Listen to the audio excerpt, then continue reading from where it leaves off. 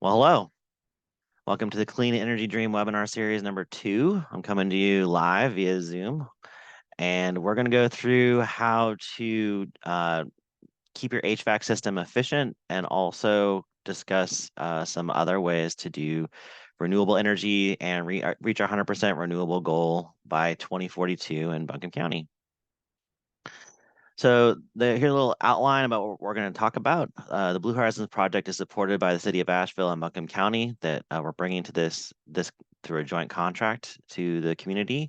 And then Duke Energy helps pay for weatherization services that we offer to low-income folks. So without them, we couldn't do this work. So initially, we're going to talk about maximizing your energy use through your HVAC system with maintenance. Now, there's stuff that a professional can do, and that's stuff that you probably shouldn't do on your own, which is cleaning the coils, which if you use the wrong water, it can really mess up the coils. They have to use, I think, distilled water. And then cleaning the ducts, making sure they're sealed. That's a weatherization piece, cleaning the blower system, inspecting the fan. But stuff that you can do is you can swap out your filters every single month. And people say, well, it says 90 days on the side. You can keep the expensive ones longer, but just know as they get more clogged up, it reduces efficiency. So you're increasing your expenses, and then you're also you're reducing the life of the system. So if you own the system, it matters. If you're a renter, it's more important for the operations side, of course. And then, of course, the way that the system works, which we'll go into a little bit more, is that it has to have free air around the condensers. So if you've got any kind of trees or bushes around your outside air condenser, if you have a heat pump or an air conditioner, if you've got any clutter out there, if it's impaired in any way, you're going to reduce your efficiency. So by keeping up with regular maintenance, you can lower costs, lower emergency repairs, which are more expensive, and you can increase the lifespan of your system. With the filters, you also get better indoor air quality. So where is my air filter? This is a huge maintenance piece. In mini splits and AC window units, they usually have a reusable filter. In our program, we have a reusable filter that will add to folks' central systems. It's the ones that are not ducted is usually on the system. You just take it out, rinse it out, dry it out, put it back. It's pretty simple. That's for the AC window units and the mini splits. And then for ducted systems, there's usually a filter at the plenum where the air comes back through. And I thought I got a photo of that on here, but I don't. I have it later. And then for a furnace or a central system in like your crawl space or your basement, there's usually a filter down by the system itself. So you're going to want to swap those out once every 30 to 90 days, depending on the filter. I get the cheaper filters myself and do the replacements more often just to keep the system working as best as possible.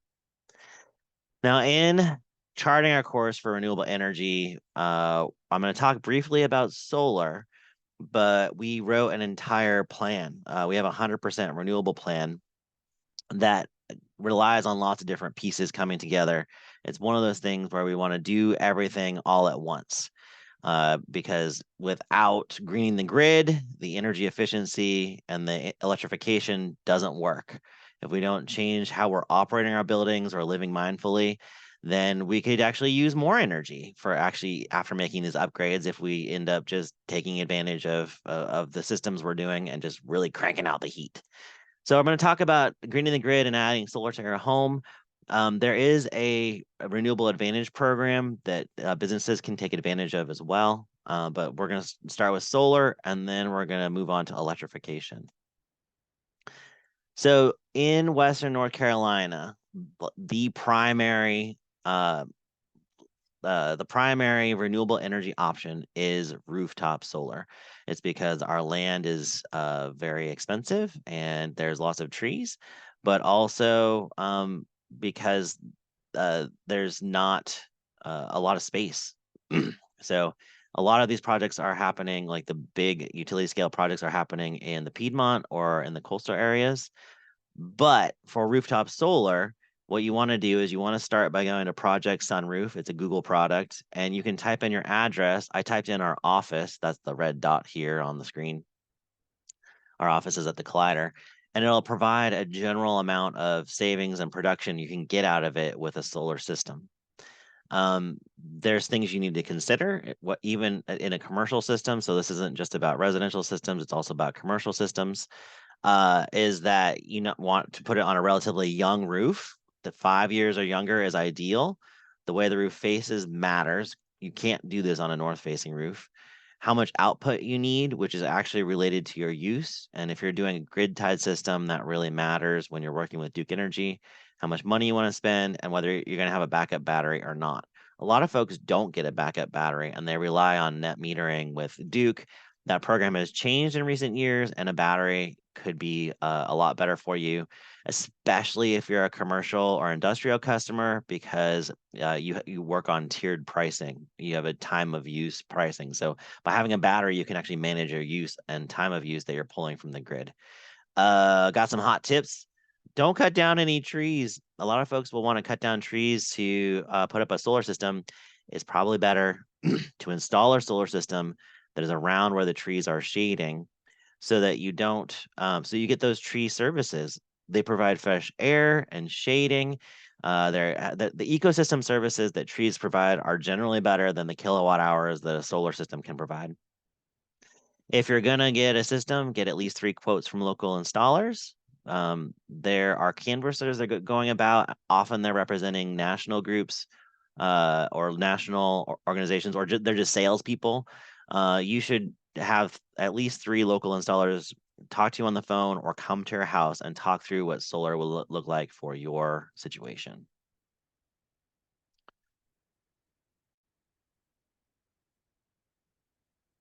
So renewables, as far as the plan that we wrote, it's not just about greening the grid or embracing efficiency. Those are both important. Of course, the energy you don't use is the best energy, is the cheapest energy to make because it's $0. That's for efficiency. For greening the grid, we can do part with rooftop solar, but a lot of it is going to rely on what Duke Energy does and an advocacy piece. But something that you can do as far as reaching renewable energy is reducing the draw on the grid and electrifying everything and getting away from fossil fuels accounts for 50% of the projections of where our savings will come from, how we'll actually be able to get to 100% renewables. And for individuals and businesses, this means heat pump adoption for HVAC systems and water heat, and also adopting electric vehicles because half of our energy use is from transportation. So as far as renewables go, there are really, it's really about making a 10-year long to-do list, like what you're going to do between now and 2032, 33. And if you have this list and things come up like your furnace breaks or your water heater breaks or you need to get a new car, then you'll have a plan already instead of it just being an emergency. Or something could be getting old and you start planning and budgeting to change those things. And then 2 are behavioral changes. It's reducing air travel and reducing eating beef, especially, but also meat. So if you shift these things, you can really have a huge impact on your actions on the climate. Business decisions and policy decisions are also important. I think a theme of this whole presentation is this is a yes and everything all at once approach. That yes, okay, if we take fossil fuels out of homes, that'll help, but unless we also green the grid, it's not going to matter if we're burning coal to use that electricity. So we have to kind of do it all at once. So, I lost an image, but that's okay. So electrification in your house.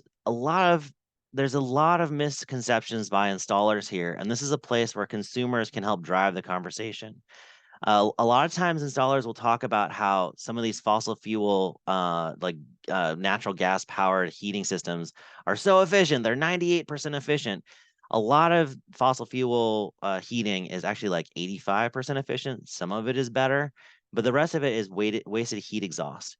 Heat pumps are 400% efficient. And it's like, that sounds like crazy talk. 400% efficient isn't really a thing. It is if you're considering the energy draw that you're using off the grid versus energy that you're getting for free from the medium you're drawing the heat from. So I'm gonna talk about air source heat pumps here, but you could also do ground source heat pumps. People call that geothermal sometimes, or you can do water source heat pumps, dropping a coil into a water body to get the heat from it. So the way that you get this free energy from the ambient air and get this 400% efficiency is a compressor in the system changes the refrigerant from gas to liquid.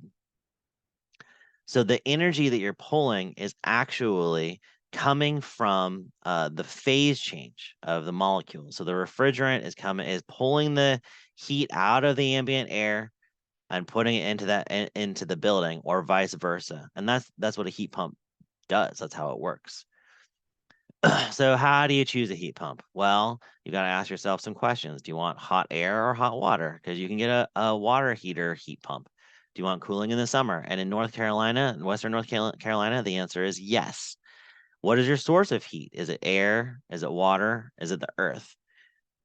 You can do geothermal, the earth, the ground source heat pump. You can do water source, but most people here will do air source heat pump. Your cost and budget, and the noise is a huge thing for water heat, because if you put a water heater in a living space that is a heat pump, it's noisier than a water heater that uses a different fuel, and also has a cooling effect on the air. So often you want to put a heat pump outside or in a garage or in an area that is separate from your living space. I put all these efficiency ratings up here, but really you should just look at SEER and HSPF. These all are different ways of rating heat pumps. When you're choosing one, the SEER is for cooling in the summer, and we are an average climate, so it is a good indicator of efficiency. And then HSPF, the heating seasonal performance factor, if you really need to get the technician to do a manual J test on your space so that you know how much heating you need. If it's not oversized, then HSPF is actually a really good indicator for how efficient your heat pump is. A lot of folks are asking, with the Inflation Reduction Act, with credits from Duke Energy, should I keep fossil fuels as a backup source?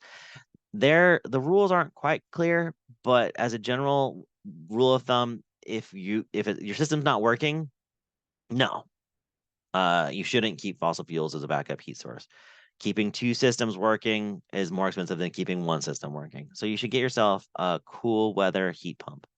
Now, heat pumps used to, like 10, 15 years ago, not work below 20 degrees Fahrenheit. Now they get down to 0. And in Western North Carolina, it almost never gets down to 0. So you get that efficiency much cooler than we used to. And there's like a misconception here among installers that think that they don't work here. So we need to get away from that. We need to educate our installers, and you should get yourself, just like solar, at least 3 quotes, and then ask these questions. Are they licensed? Are they going to pull a permit? Are they insured? How long have they been in business? Are they going to be around if it breaks under warranty? And then make sure that they're using a cold climate heat pump and that they're experienced with that. And then make sure they do a manual J. Make sure that they're ready, that they're actually installing the right size of heat pump. There's tax credits available for all of these things, the solar, the heat pump, and also electric improvements in your building so that it can handle a heat pump. The amounts are here. These are available now for tax credits if you have the tax liability to do. And then also there will be rebates coming up really soon. I like how this slide says late 2023. North Carolina Department of Environmental Quality, DEQ, has actually extended this into 2024. So I'm hoping it'll be the first quarter. But this is basically based on income. If you have a low enough income, they'll pay 100% of this rebate at the point of purchase. So this is cash in your pocket. Well, Jamie, can I get this if I do it now and do it retroactive? No, you cannot. So if your heating system is working, then maybe, and your income is the right level, then maybe wait and come back to this later. A good way to find out is if you go to Rewiring America, they have a cool calculator that will tell you what you qualify based on the people in your house and your tax filing status. This is all you enter. You hit calculate and it'll drop down those menus I showed before. At 80% area median income, you get all of the rebate. At up to 150% area median income, you get half of the rebate. So it's an income-based rebate program. If you want to find out more, send me an email or pull up these websites and check out the resources there. This phone number goes to a voicemail and the email goes directly to me. I'm happy to give you a call or send you an email to follow up about your specific situation. And we have other folks on staff that can help give you unbiased advice as you're trying to make a decision about energy efficiency, electrification, and renewable energy at your home or business directly. Well, at that point, thank you so much for listening to my presentation, and we'll go to questions, but I'm going to end the recording there.